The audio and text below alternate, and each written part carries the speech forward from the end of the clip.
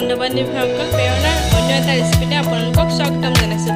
আমি আজি বনাব লৈছোঁ ভেদাইলতা আৰু নৰসিংহ পাতৰ সৈতে সৰু মাছৰ জোল। এইখন আমি ব্যৱহাৰ কৰিম বইল আলু, আদা নহৰু, অলপমান জালুক, এটা পিঁয়াজ আৰু 3টা জলকীয়া।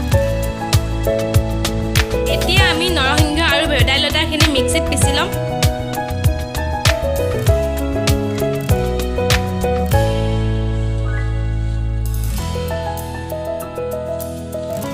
একেলগতে আমি নহৰুখিনি খুন্দি ল'ম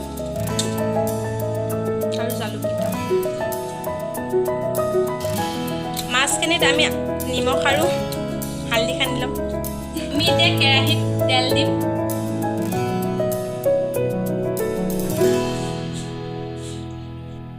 আমি এতিয়া কেৰাহীত মাছখিনি দি দিম।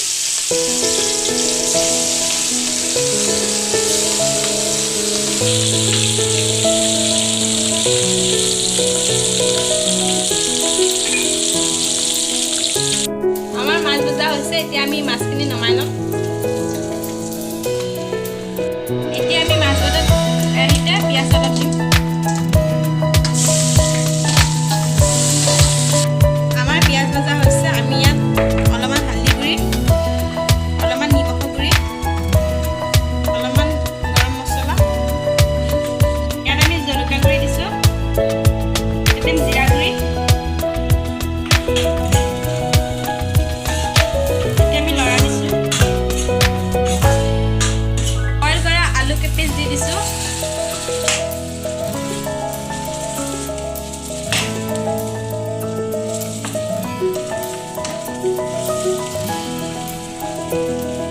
আমাৰ আলুখিনি ভজা হৈ গৈছে, আমি আলুখিনি অলপ গুড়া কৰি লৈছোঁ।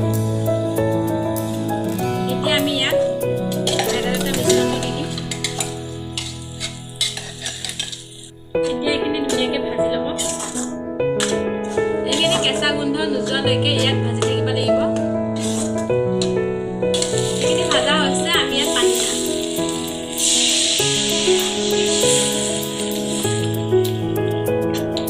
এতিয়া আমি পানী দি ঢাকন দিছোঁ। এতিয়া আমি ঢাকনিখন গুচাই চাম। আমাৰ তৰকাৰীখন অলপ অলপ উতলিছে।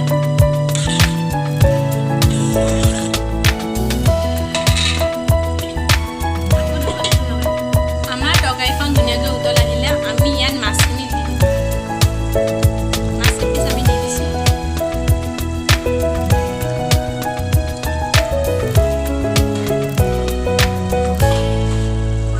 এতিয়া আমি ঢাকনিখন লগাই দিম।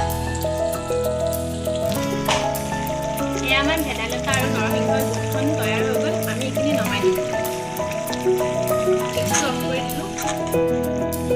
এটা পাত্ৰত আমি এইখিনি নমাই দিছোঁ। আমি তৰকাৰীখন নমাই ল'লোঁ। আমাৰ ৰেচিপিটো ৰেডি হৈ গ'ল। ভিডিঅ'টো ভাল লাগিলে লাইক, শ্বেয়াৰ আৰু ছাবস্ক্ৰাইব কৰিব।